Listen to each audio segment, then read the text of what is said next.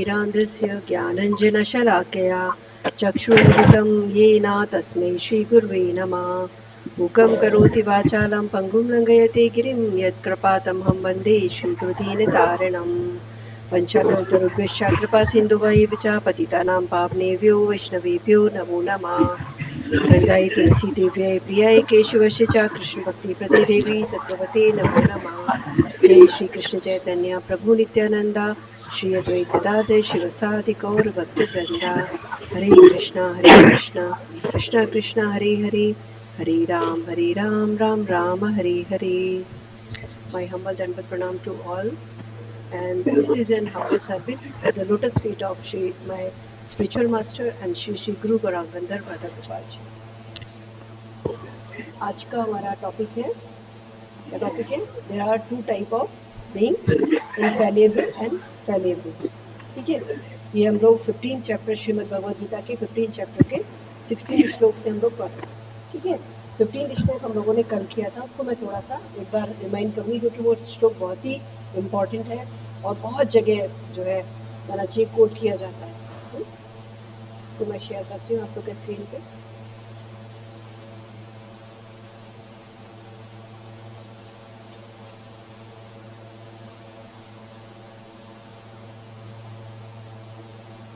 आ गया ना स्क्रीन पे?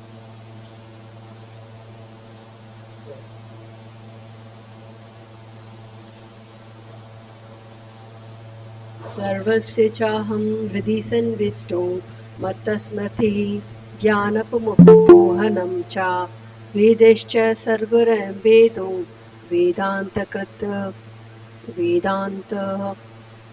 कृतदेव चाहम्।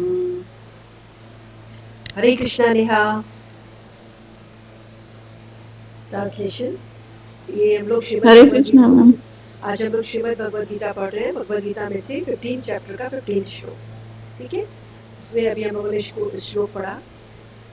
श्लोक का ट्रांसलेशन है, I am seated in everyone's heart, यानी भगवान कह रहे हैं अर्जुन से, क्या कह रहे हैं? I am seated in everyone's heart and from me come remembrance, knowledge and forgetfulness, and by all the Vedas I am to be known. Indeed, I am the compiler of Vedanta and I am the knower of the Vedanta। इसमें क्या बता रहे हैं भगवान?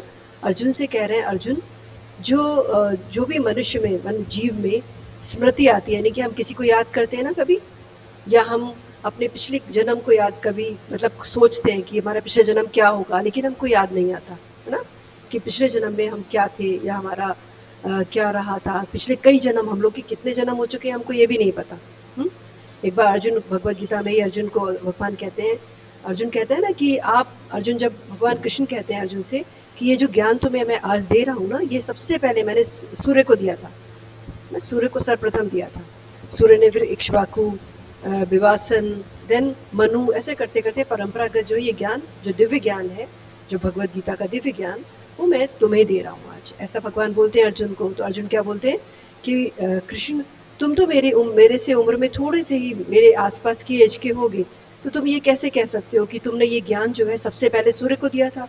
क्योंकि सूर्य तो बहुत प्राचीन है, बहुत ही पुराना है, पुरातन है वो। तो अर्जुन कहते हैं, वो भगवान कृष्ण कहते हैं अर्जुन से कि अर्जुन, तुम्हें नहीं पता तुम्हारे कितने जन्म हो चुके हैं, लेकिन मैं सब जानता हूँ। ठीक है, क्योंकि भगवान है, वो तो पास्ट, प्रेजेंट एंड फ्यूचर सब जानते हैं भगवान। लेकिन हम जो मनुष्य, हम लोग जीव हैं, वो हम केवल अपना प्रेजेंट या फिर थोड़ा सा इस जीवन का पास्ट थोड़ा जानते हैं, फ्यूचर तो हम भी नहीं जानते है ना। तो यहाँ पे ये बता रहे हैं, स्पेशली बताया जा रहा है क्या, भगवान के अर्जुन से कह रहे हैं, I am seated in everyone's heart and from me come remembrance, knowledge and forgetfulness, यानी कि मैं हर जीव के हृदय में बैठा हूँ, परमात्म स्वरूप। हर जीव में क्या है? सोल है, और उसके साथ भगवान किस रूप में विराजित है? सुपर सोल के रूप में, यानी परमात्मा स्वरूप में। और उन परमात्मा से ही हमको रिमेम्बरेंस होती है। रिमेम्बरेंस यानी कि जैसे कि हम लोग जब ये जन्म लेते हैं ना, जब हमारा ये शरीर हमको माता पिता ने हमें दिया, छोटे से बेबी थे हम लोग, तो हमको पिछला जन्म अपना कुछ याद नहीं होगा, है ना, कुछ याद नहीं होगा। क्योंकि अगर हम पिछला जन्म अपना याद रखते या रख पाते तो क्या होता, तो हम ये वाले माता पिता को स्वीकार ही नहीं कर पाते, है ना। पिछले हमारे कितने जन्म हो चुके हैं, कितने हमारे माता पिता हो चुके हैं, है ना। किस किस माता पिता को हम याद रखते हैं और किस किस के पास हम जाते, अगर हमको सब कुछ याद होता तो, है ना।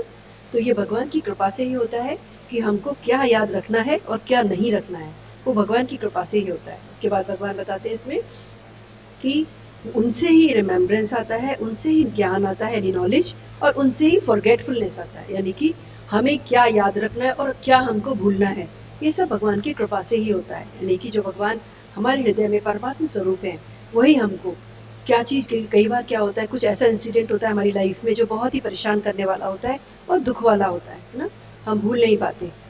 अगर ऐसा होता है कि हर मनुष्य हर किसी की लाइफ में कोई ना कोई इंसिडेंट ऐसा होता है जिसे वो भूल नहीं पाता, है ना।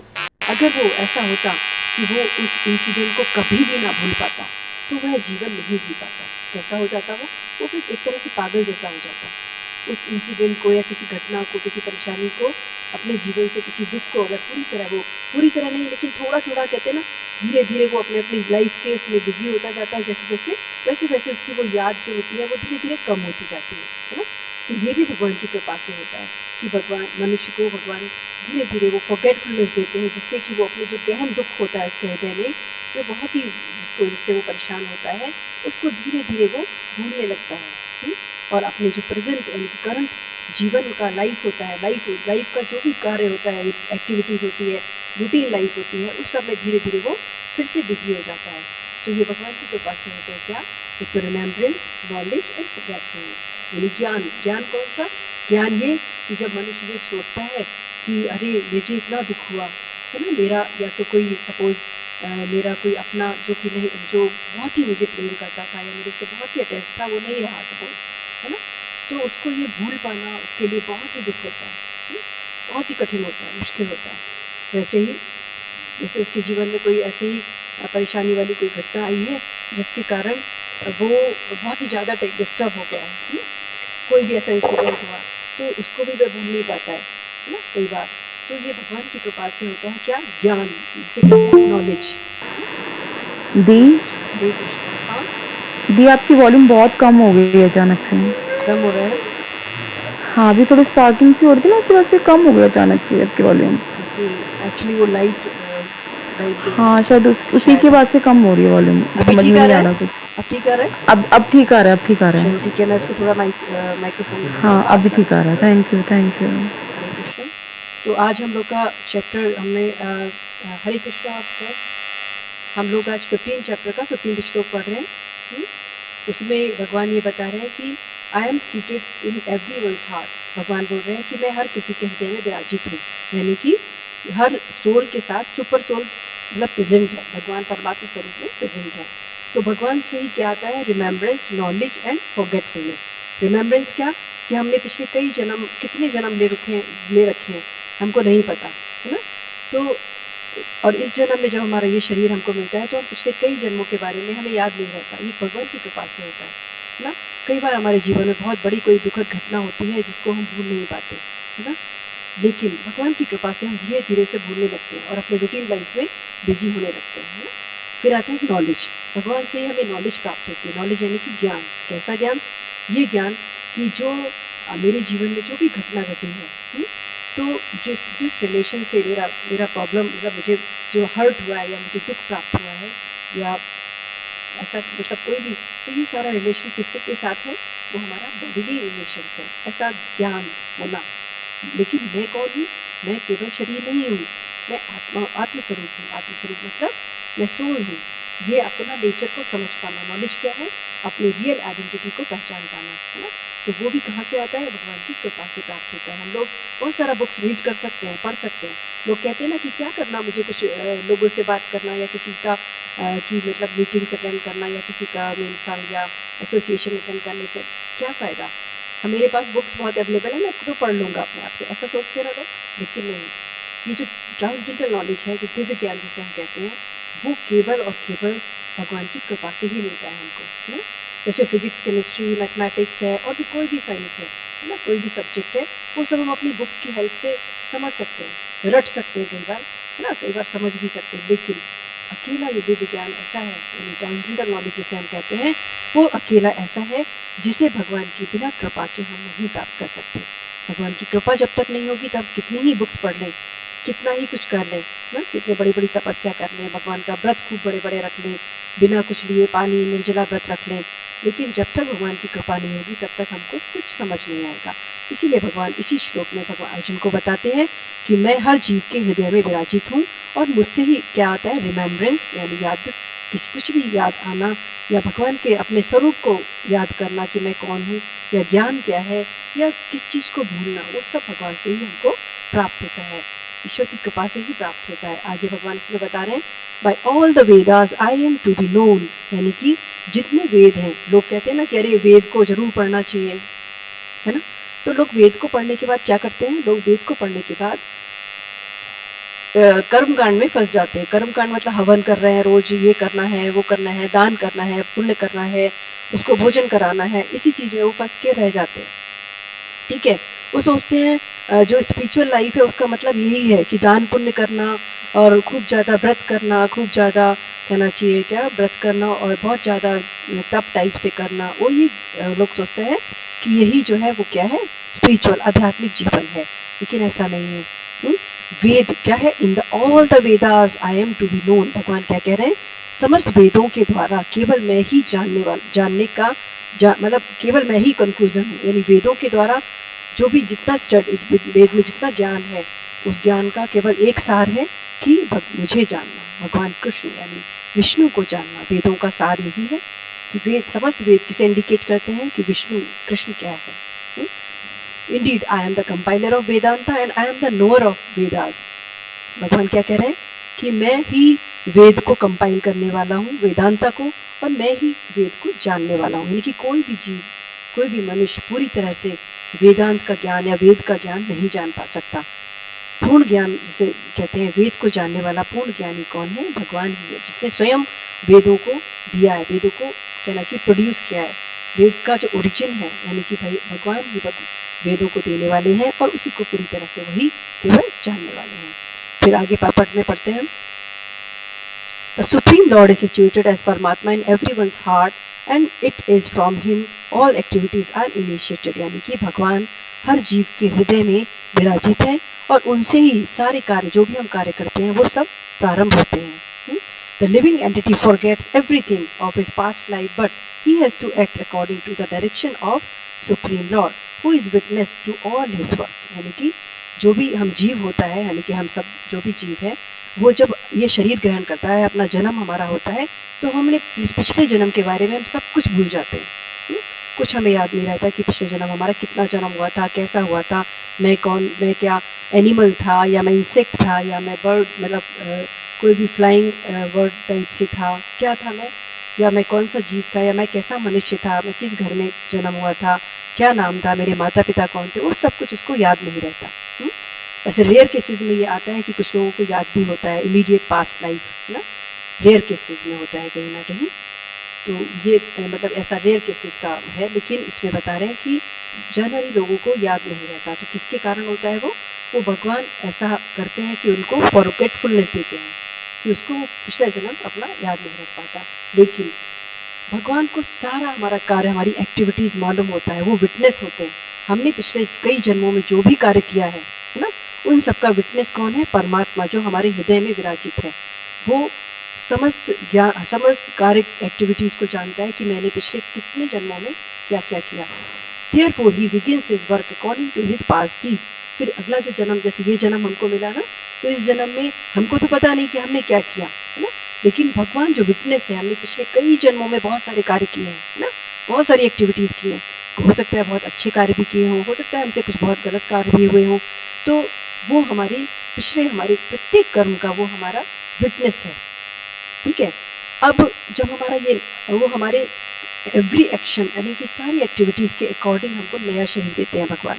ठीक है, फिर जब ये नया शरीर हमको मिलता है तो हम अपना जीवन, भगवान क्या करते हैं, नया शरीर मिलने के बाद हमको थोड़ा थोड़ा हमको याद, कुछ कुछ याद दिला देते हैं, जिसके कारण हम अपना दोबारा से जहाँ से हमने वो जीवन छोड़ा था उसी कॉन्शियस में रहते हुए हम फिर से अपना वो जीवन शुरू करते हैं। जैसे कि कौन सा कॉन्शियस, 3 तरीके का मोड होता है, मोड ऑफ नेचर। कौन कौन सा, एक होता है, जैसे हम लोगों ने कई बार इसको समझा है, पढ़ा है, डिस्कस किया है, कौन कौन सा, the mode of goodness, the mode of passion and the mode of ignorance.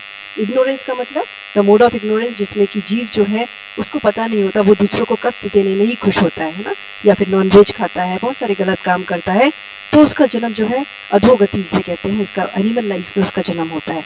फिर आता है मोड ऑफ पैशन। अगर फिर क्या होता है, जब मोड ऑफ इग्नोरेंस वाला जीव जब उसका मृत्यु होता है तो वो उसी कॉन्शियस में रहता है, मोड ऑफ इग्नोरेंस में, तो उसको जन्म किसी भी एनिमल्स का दिया जाता है। ठीक है, अब आता है mode of passion. Mode of passion में किसी ने अपना जीवन पूरा बिताया है, यानी उसका कॉन्शियस जो है मोड ऑफ पैशन का है। पैशन माने कि रजोगुण, यानी कि जिसमें कि उसने बहुत ज़्यादा मेहनत करना है, मुझे बहुत बड़ा स्पोर्ट पर्सन बनना है, या मुझे बहुत बड़ा बिजनेसमैन बन रहे हैं, या मुझे बहुत बड़ा कोई भी मीन अच्छा साइंटिस्ट बनना है, या अच्छा प्रोफेसर बनना है, या कोई भी मतलब सिंगर बनना है बहुत अच्छा, या एक्टर बनना है, कोई भी जो एक पैशन होता है, और पैशन के पीछे वो पागलों की तरह लगा हुआ, इसे कहते हैं मोड ऑफ पैशन।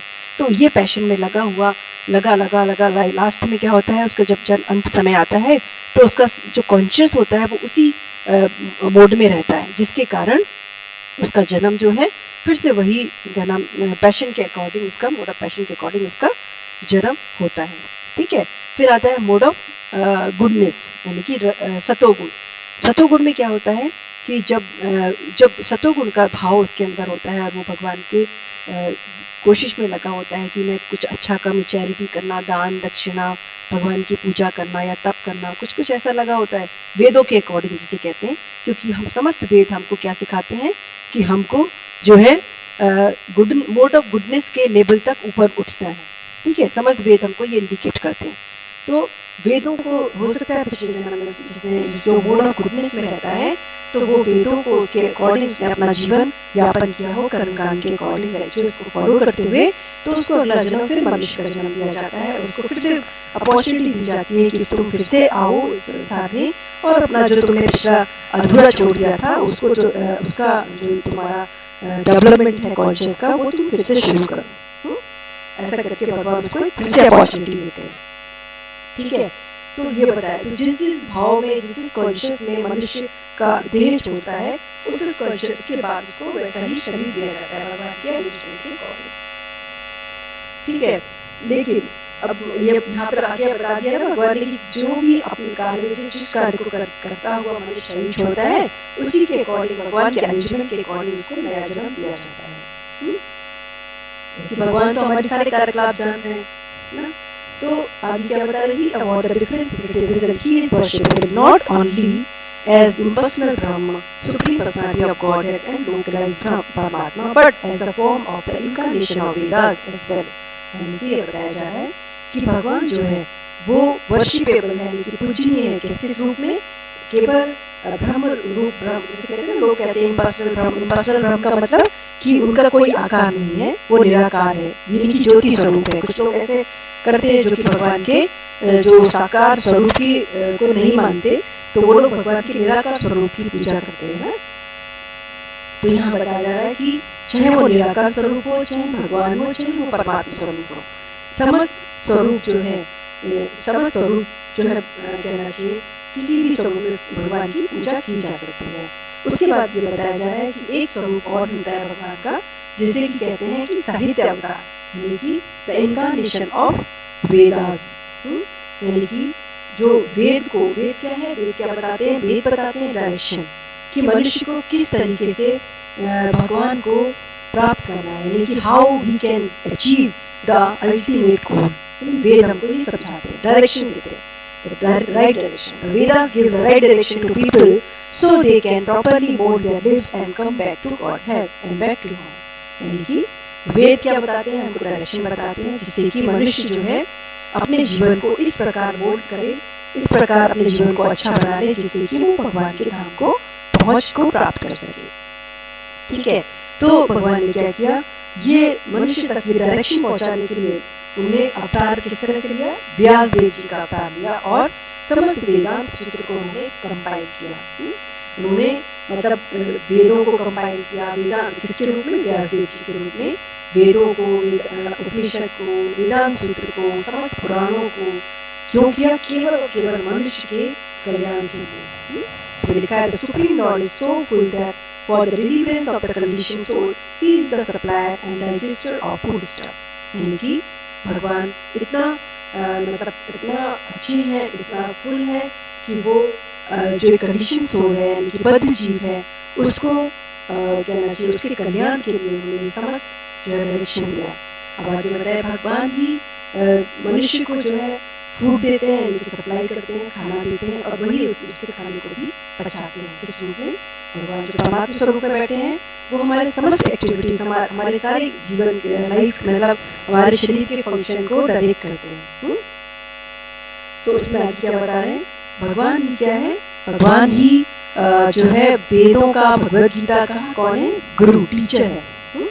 तो वो वर्शिपेबल है बाय द कंडीशन सोल, यानी कि जो बद्ध जीव है, कि हम सभी बद्ध जीव हैं। बद्ध जीव का मतलब क्योंकि हम जो है केवल क्या समझते हैं? हम केवल वो समझते हैं कि हमारा रिलेशन जो बॉडी रिलेशन है हम केवल उसी को समझते हैं और हमें कुछ नहीं पता। इससे जो शरीर से हमारा रिलेटेड कोई रिलेशन है वह तो हमारा है, वरना बाकी कोई और नहीं है ना। कोई और रिश्ता कैसे हो सकता है? तो जब हम ये समझते हैं और दूसरा क्या समझते हैं कि इस शरीर से रिलेटेड जब हमको दुख मिलता है तो हम दुखी हो जाते हैं, इस शरीर से रिलेटेड हमको सुख मिलता है तो हम सुखी हो जाते हैं, है कि कोई हमें मान करता है तो हम खुश हो जाते हैं, कोई अपमान करता है तो हम दुखी हो जाते हैं। तो इसे कहते हैं हम लोग कंडीशनड सोल। कंडीशनड सोल मतलब हम एटमॉस्फेयर के अकॉर्डिंग हमारा जीवन कंडीशनड है, इसलिए। ठीक है, आगे बता रहे हैं अंतपविष्टा शास्त्र ज्ञानम the living as he quit his present body, but he begins his work again, initiated by Supreme Lord. Although he forget, the Lord gives him intelligence to renew his work where he ended his last life. मतलब कि जब हमारा ये शरीर छूटता है तो हम समस्त हमारे जीवन के जो हमने आज जैसे इस जन्म में हम जितने कार्य कर रहे हैं, आपने देखा होगा हम लोग बहुत सारे कार्य कर रहे हैं, लेकिन जैसे ही हमारा ये शरीर छूटते हैं हम सब कुछ भूल जाते हैं। ठीक है, सब कुछ भूल जाते हैं, लेकिन भगवान हमारे हृदय में परमात्मा स्वरूप में बैठे हुए हैं। वो हमारी प्रत्येक एक्टिविटीज को नोट डाउन करते चल रहे हैं, प्रत्येक एक्टिविटी के विटनेस हैं। उन्हें नोट डाउन करने की जरूरत भी नहीं है, वो विटनेस हैं। उन्हें हर एक्टिविटीज हमारा हर कर्म का ज्ञान है। तो उसके अकॉर्डिंग भगवान क्या करते हैं? अगला जन्म जब हम लेते हैं तो हमें इंटेलिजेंस देते हैं, हमें बुद्धि देते हैं, जिससे कि हमने जहाँ अपना जीवन का अंत किया था, जिस कोशिश में हमने अंत किया था, उसी वहीं से हम जो है फिर से अपना जीवन को शुरू कर सकें और फिर से हम अपने भगवान की अच्छे अपने मार्ग पर बढ़ने के लिए कोशिश में लग जाए। वैसे ही फैसिलिटी भगवान हमको देते हैं। ठीक है, so not only does a living entity enjoy or suffer in this world according to dictation from the Supreme Lord situated locally in the heart, but he received opportunity to understand the Vedas from him. मतलब क्या बता रहे हैं कि जो जीव है वो केवल कहना चाहिए एंजॉय और सफ़र करने के लिए ही शरीर नहीं प्राप्त करती, लेकिन और किसके लिए प्राप्त करती है शरीर? भगवान उन्हें अंदर से अपने मतलब उनके हृदय में बैठे हुए, तो उनको वेदों को समझने की समझ देते हैं, इंटेलिजेंस देते हैं। ठीक है, if one is serious about understanding the Vedic knowledge then Krishna gives the required intelligence, यानी कि अगर कोई वैदिक नॉलेज के बारे में नहीं भगवान को समझने के लिए अंदर से सीरियस होता है और वो जानना चाहता है, तो भगवान उसको इंटेलिजेंस देते हैं, रिक्वायर्ड इंटेलिजेंस देते हैं, जिससे कि भगवान वो जीव उनको समझ सके। Why does he represent the Vedic knowledge for understanding? मतलब भगवान जो है, भगवान ने क्यों वैदिक नॉलेज दी है? Why does he present the Vedic knowledge for understanding? क्यों उन्होंने ये ज्ञान दिया है? Because a living entity individual need to understand Krishna. क्यों दिया है? पूरा वैदिक ज्ञान जो है वो भगवान ने अब स्वयं को समझने के लिए मनुष्य को दिया है, लेकिन हम लोग इस चीज़ का लाभ नहीं उठा पाते। बहुत सारे लोग ऐसे जो कि सोचते हैं कि अरे ये सब कुछ तो भगवान की बातें तो बुढ़ापे में करने की हैं, जबकि बुढ़ापे में हमारे सेंसेस काम नहीं करते, तो हमको बड़ी बड़ी बातें या चीज़ें समझ नहीं। दूसरा, समझ आ भी जाए तो प्रैक्टिस करने का समय नहीं होता अपने पास ना, क्योंकि कई बार बीमार होते हैं, कई बार कोई प्रॉब्लम होती है, कई बार कुछ प्रॉब्लम होती है, बैठ भी नहीं पाते, ध्यान मतलब कुछ भी कार्य नहीं कर पाते, तो बुढ़ापे के लिए सोच के छोड़ना ये हमारी मूर्खता है। जबकि भगवान ने वैदिक नॉलेज हमको मनुष्य को, केवल जानवरों को नहीं, क्योंकि जानवर में वो इंटेलिजेंस नहीं है, वो कॉन्शियस डेवलप नहीं है, इसलिए वो केवल मनुष्य को ये दिया है कि तुम जाओ और अपना जीवन सार्थक करो। जैसे कि वेदांत सूत्र के फर्स्ट श्लोक में बताया क्या? Now you have got the human form of life, inquire about your origin, यानी कि अथातो ब्रह्म जिज्ञासा, अपने मतलब ईश्वर को जानने की इच्छा करो या फिर अपने ओरिजिन को जानने की इच्छा करो। ठीक है, तो अब यहाँ बता रहे वैदिक लिटरेचर में कितना कुछ आता है, वेद, वेदांत, सूत्र, उपनिषद, पुराण, समस्त चीज़ें जो है वैदिक नॉलेज में आती हैं और जो कि भगवान के बारे में ही ग्लोरीज कहती हैं। समस्त वैदिक लिटरेचर में भगवान के बारे में ही वर्णन है। By performing of Vedic rituals, discussion of Vedic philosophy and worship of the Lord in devotional service, he is attained। यानी कि क्या भगवान बता रहे हैं कि जब हम इस मार्ग पे चलते हैं जो कि वैदिक नॉलेज में दिया हुआ है, तो कोई भी जीव जो है भगवान की भक्ति में सेवा को प्राप्त कर सकता है। Therefore, the purpose of the Veda is to understand Krishna। तो पर्पस क्या हुआ वेदों का? कि भगवान कृष्ण को समझना। The Veda gives us direction by which to understand Krishna and the process of realizing him। यानी वेद हमको डायरेक्शन देते हैं कि हमें कृष्ण को कैसे समझना है ना, डायरेक्शन देते हैं और हमें प्रोसेस बताते हैं कि हम भगवान को कैसे समझ सकते हैं। क्योंकि अल्टीमेट गोल क्या है? अल्टीमेट गोल है भगवान, सुप्रीम पर्सनालिटी ऑफ गॉड है, यानी कि भगवान की भक्ति में सेवा प्राप्त करना। इसी में जो है श्री चैतन्य महाप्रभु ने बहुत ही अच्छा सा क्लियरली हमको समझाया है अपनी फिलॉसफी में, क्या कि संबंध ज्ञान, अभिधेय ज्ञान एंड प्रयोजन। ठीक है, तो इसमें क्या है, इसका मतलब संबंध मतलब जैसे ये बता रहे हैं इसमें कि वेद हमें क्या देते हैं? डायरेक्शन, कि कृष्णा को अंडरस्टैंड करना है ना। तो वेद हमको डायरेक्शन दे रहे हैं क्या समझना? कि कृष्ण को समझना। क्या समझना कृष्ण को? कि कृष्ण कौन है ना, उनसे हमारा क्या रिलेशन है। इसे कहते हैं हम लोग संबंध ज्ञान, relationship, knowledge of relationship with supreme personality of God है, यानी भगवान से मेरा क्या रिश्ता है। भगवान क्या है? भगवान he is a supreme master, he is supreme personality of Godhead and we are his eternal servant। हम सभी उसके कि एक ईश्वर कृष्णा और भक्त हैं। ऐसा करके चैतन्य महाप्रभु ने बताया कि हमको ये समझना, या फिर जीवेर स्वरूप है कृष्ण नित्य दास। जीव का स्वरूप क्या है? कि वह कृष्ण का नित्य दास है। फिर आगे हमको क्या कहते हैं, भक्ति विनोद ठाकुर जी क्या बोलते हैं? जीव कृष्ण दासा यही विश्वासा कर ले तो और दुख नहीं। कि यदि जीव ये विश्वास कर ले कि मैं कृष्ण का दास हूँ, तो उसको कोई और दुखी मतलब उसके जीवन में फिर और कोई दुख नहीं है, वो अगर ये बात को अंडरस्टैंड कर ले। और यहाँ बताया क्या चैतन्य महाप्रभु ने कि संबंध, क्या संबंध? संबंध ये भगवान के साथ मेरा क्या संबंध है, ये पहचानना, समझना। फिर अभिधेय आता है। अभिधेय का मतलब प्रोसेस। इस संबंध को पहचानने के बाद फिर हमें उस प्रोसेस में उतरना होता है कि हमने पहचान लिया। अब जैसे भगवत गीता में क्या बताया था, कौन सा श्लोक में? 5th चैप्टर के 4th श्लोक में क्या है? Find the root, what are the root, यानी हमको पहले जड़ की खोज करनी है। व्हाट इज दिस, संसार की जड़ कौन है। जैसे कि 15वें चैप्टर के 1st श्लोक में हमने 15 चैप्टर के 1st श्लोक में पढ़ा कि संसार की जड़ कौन है? विष्णु है। तो जड़ को find the root, water the root. अब जड़ को हमने फाइंड आउट कर लिया, अब हमें क्या करना है? वाटर देना है उसमें, जिससे कि वो पौधा जो है बहुत ही अच्छे से कहना चाहिए ग्रो करे ना। जैसे कि भगवान की कृपा, भगवान की इसको समझने के बाद हमें रिलेशनशिप को, हमें उसमें लगातार भक्ति में सेवा करना है, जिससे कि हमारी भक्ति जो भगवान के को प्रेम तक पहुँचे। और उसका अंतिम ध्येय क्या है? प्रयोजन, मतलब भगवान का भक्ति में सेवा को प्राप्त करना है। ठीक है, आज हम लोग इतना ही रखते हैं। आप लोग का कोई क्वेश्चन है मन में या कोई बात करना है डिस्कस, तो आप कर सकते हैं। हरे कृष्णा।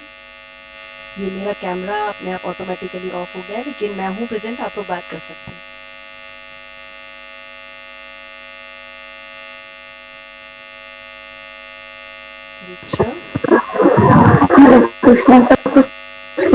हरे कृष्णा। बताइए सर, कुछ बात करना है, डिस्कस करना है, कोई क्वेश्चन है? यदि बोला नहीं, सब ठीक है। हरे कृष्णा, हरे कृष्णा। सब क्लियर है श्री जी। और सोनिया आपको? गौरी मेरे हस्बैंड का एक्चुअली क्वेश्चन था, मेरा तो नहीं। उन्होंने मेरे से कल पूछा था कि क्या नाम है, जब हमारे पहले से ही कहते हैं कि सब कुछ डिसाइडेड है, भगवान ने सब डिसाइड कर रखा है, मतलब क्या होगा, क्या जो भी हो रहा है हमारे साथ क्या होगा आगे, तो फिर कर्म क्या होते हैं? मतलब तो कर्म कुछ वैल्यू ही नहीं देते, मतलब अच्छे करो पूरे करो, क्योंकि वो तो पहले से ही डिसाइडेड है हमारे साथ जो कुछ होगा, तो फिर अच्छे कर्म बुरे कर्म क्या होते हैं? नहीं, मैंने आपका क्वेश्चन, बहुत अच्छा क्वेश्चन है, मैंने आपका क्वेश्चन अंडरस्टैंड किया, लेकिन पता है ऐसा नहीं है कि हमारा everything is pre decided. No, हम नहीं जानते ना क्या होने वाला है। अब जैसे आज हम लोगों ने जो चैप्टर में पढ़ा ना, क्या पढ़ा हमने अपने चैप्टर में? कि भगवान जो है हमारे हृदय में बैठे हैं, है ना, परमात्मा स्वरूप में। ठीक है, तो पिछले कई जन्मों में हमने जो भी कर्म किया हमारा एक ही जन्म थोड़ी ना है, पता नहीं कितने जन्म हम ले चुके हैं अभी, है ना। तो हर जन्म में हमने क्या क्या कर्म किया, कैसे किया, हर एक्टिविटीज़, मेरे मन में क्या सोच चल रही इवन वो तक भगवान जानते हैं। He is a witness only, उनके अलावा उनसे बड़ा कोई विटनेस हो ही नहीं सकता मेरी एक्टिविटीज़ का, मेरे कर्म का, मेरी इवन सोच का। सोचना भी एक कर्म है ना। सपोज हमने किसी को सोचा है इसको मैं मार दूंगा, इसको मैं, मेरे को मौका मिले तो उसको मैं ख़त्म कर दूंगा, ऐसा सपोज मेरे मन में आया अगर, तो ये भी कर्म है। या फिर मुझे मौका मिले तो मैं इसके लिए इतना कुछ कर दूँ, इतना कुछ कर दूँ, इतना प्रेम करता हूँ मैं इससे, ऐसा करके अगर मन में आता है, ये भी कर्म है ना। तो मन का भाव, आपने कुछ नहीं किया बट मन का भाव, ठीक है, तो मन का भाव भी कर्म में लगता है। इवन एक्शन तो हमारे दिख सकते हैं लेकिन हमारा मन का भाव नहीं दिखता वो, लेकिन ईश्वर भगवान जो परमात्मा स्वरूप में हमारे हृदय में बैठे हैं ना, वो सब जान रहे हैं, ठीक है। अब क्या होता है, सपोज पिछले जन्म में मेरा क्या मोड था मैं नहीं जानता, मैं किस कॉन्शियस में मेरा डेथ हुआ, मैंने शरीर छोड़ा, मुझे नहीं पता, ठीक है, ठीक है। तो आज के समय में जैसे आज मुझे ये शरीर मिला, ये मुझे जन्म मिला, और क्या होता है कई बार आपने देखा होगा एक परिवार में 4 बच्चे या 5 बच्चे हैं सपोज, या 3 बच्चे हैं सपोज, तो तीनों बच्चों का जो कहना चाहिए बेंट ऑफ माइंड होता है, इंटरेस्ट होता है, वो सब कुछ अलग अलग होता है। ऐसा क्यों होता है, जबकि माता पिता तो एक ही है। माता पिता हर बच्चे को परवरिश एक सी देते हैं, है ना, एक से माहौल में सब बच्चे पलते हैं, ठीक है, एक ही परिवार के, ठीक है। लेकिन किसी बच्चे का डिफरेंट नेचर होता है, किसी बच्चे का डिफरेंट नेचर होता है। तो उसका कारण क्या है, ये मन में हमको सोचना चाहिए, इंक्वायर करना चाहिए।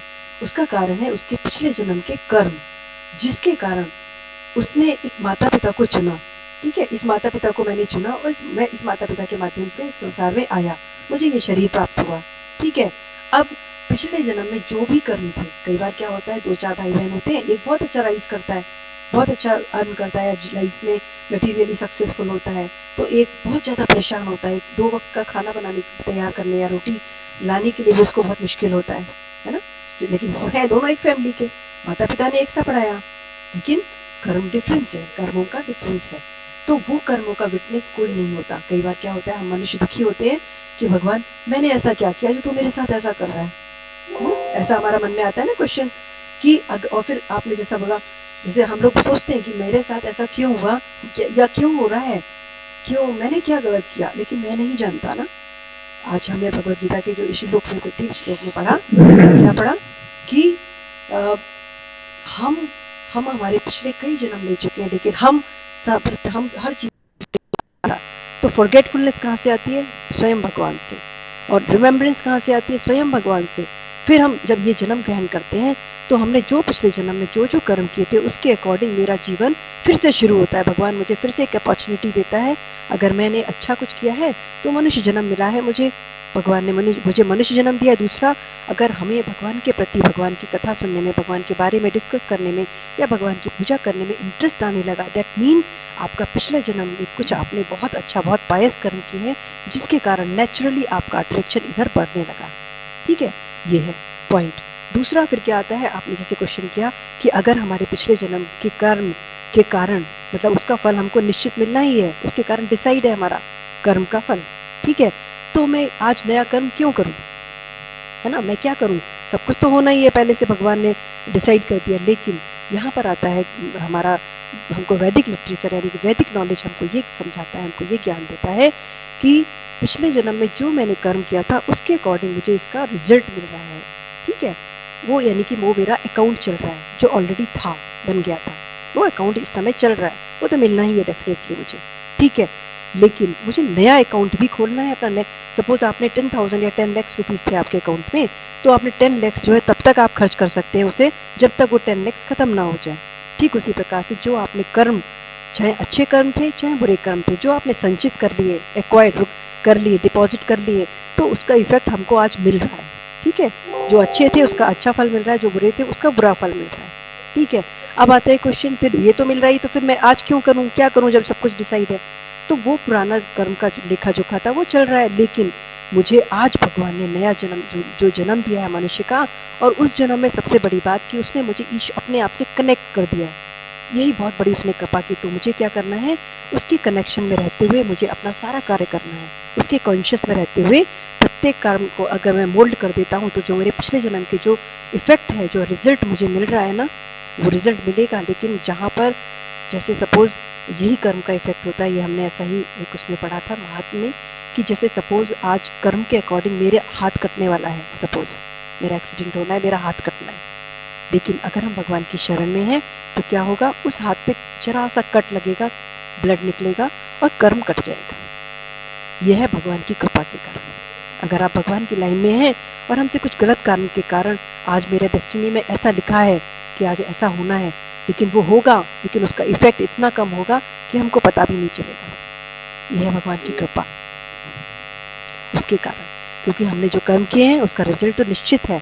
लेकिन जब हम भगवान की शरणागत होते हैं, भगवान की शरण में आते हैं, तो जैसा कि भगवान ने 18 चैप्टर के 66 श्लोक में बोला है, सर्व धर्म परित्याजे मामेकम शरणं व्रज अहम त्वं सर्व पापेभ्यो मोक्षयिष्यामि मा शुचा। मतलब सारे कर्मों का फल हमको मिलना है निश्चित। मैंने बहुत पिछले जन्मों में पता नहीं कितने पाप किए हैं, जाने में अनजाने में, नहीं जानता, लेकिन अगर मैं भगवान की शरण ग्रहण करता हूँ, ये भगवान प्रॉमिस कर रहे हैं क्या, सर्व धर्म परित्याजे, अगर तूने सब कुछ, धर्म का मतलब क्या है, बहुत सारा कुछ हम सोचते ना, अरे मैं ऐसा नहीं करूंगा तो ऐसा हो सकता है, अगर मैंने ये भगवान की पूजा छोड़ दी तो ऐसा हो सकता है, देवी देवता की पूजा छोड़ दी तो ये हो सकता है, अरे मैंने इसको नहीं ऐसा जल नहीं चढ़ाया तो ऐसा हो सकता है। तो भगवान क्या कह रहे हैं, सर्व धर्म परित्याजे, सारे मन के जो परेशानियां हैं ना, ये करूंगा तो ऐसा होगा, वो करूंगा तो वैसा होगा, मुझे ये करना चाहिए, मुझे वो करना चाहिए, सब छोड़ के तू मामेकम शरणं व्रज, केवल एक मेरी शरण को ग्रहण कर। अहम त्वं सर्व पापेभ्यो, यानी कि मैं तुझे, जो तेरे पिछले कई जन्मों से पाप चला आ रहा है, जो पाप तूने गलती से, जाने में अनजाने में जो तूने पाप कर्म किया है, उसको मैं एक क्षण में जलाकर भस्म कर दूंगा, खत्म कर दूंगा, तू शोक मत कर। ऐसा बोल रहे हैं भगवान कि तुझे शोक करने का कोई आवश्यकता नहीं, बस तू मेरी शरण ग्रहण कर और मेरे बताए मार्ग पर चल।